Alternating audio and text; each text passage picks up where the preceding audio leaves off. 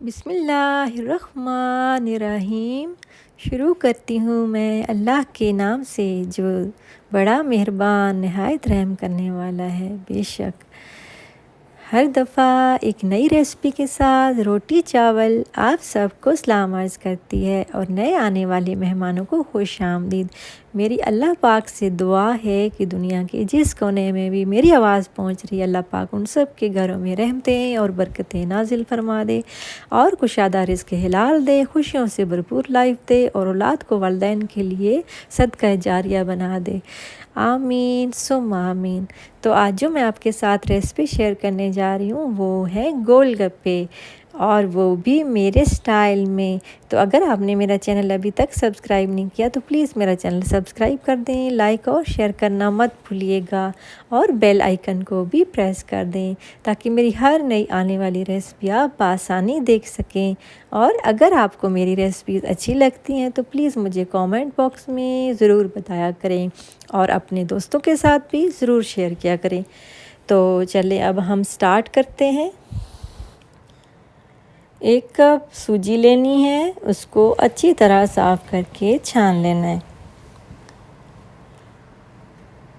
और 2 tablespoon full मैदा लेना है और हाफ़ टी स्पून नमक है और 1 टीस्पून है ऑयल।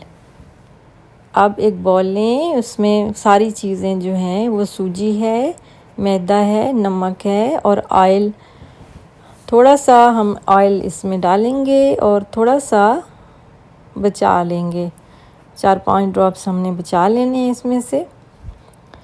तो अब इसको पहले मिक्स कर लेते हैं। फिर 1 कप पानी मैंने लिया है, उसको साथ साथ डालते जाएंगे और इसकी डो बनानी है।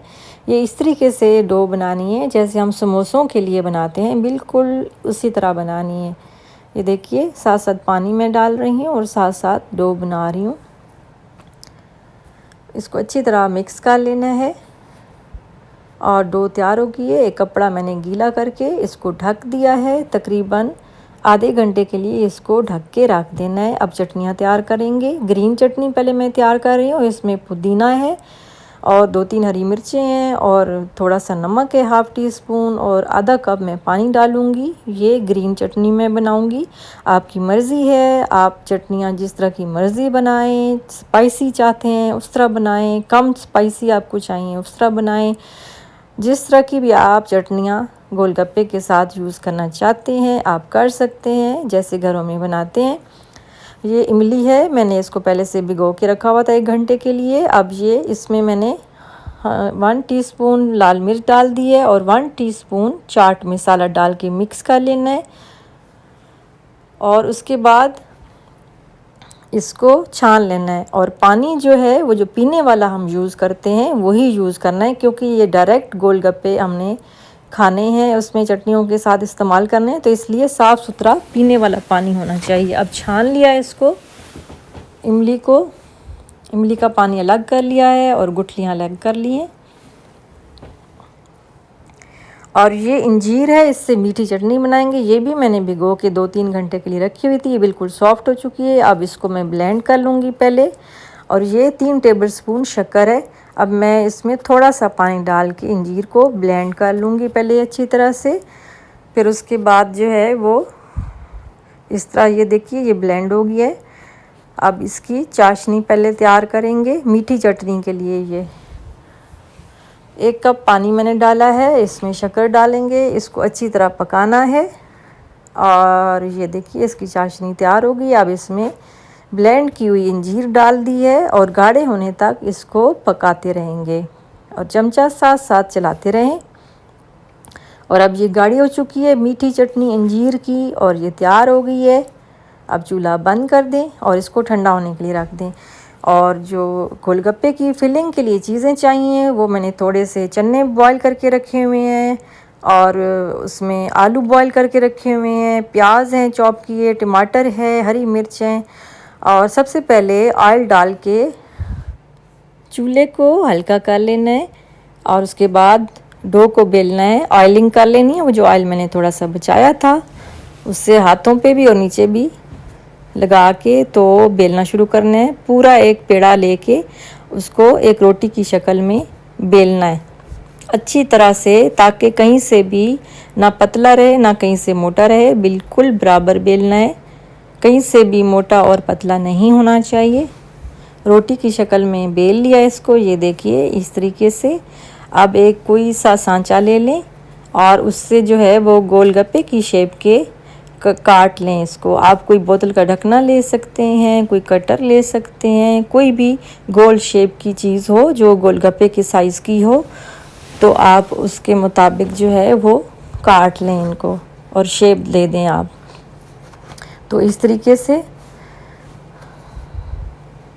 ये देखिए इस तरीके से इस साइज़ के काट लेने हैं और इससे जो है वो तकरीबन 40 गोलगप्पे बनेंगे। अब पहले चेक करेंगे, ऑयल हमारा गर्म हो चुका है। अब गोलगप्पे हम तैयार करेंगे। इसमें गोलगप्पे डालने शुरू कर दिए हैं और बस तेज़ आंच पे इसको खड़े होके साथ साथ फ्राई करना है।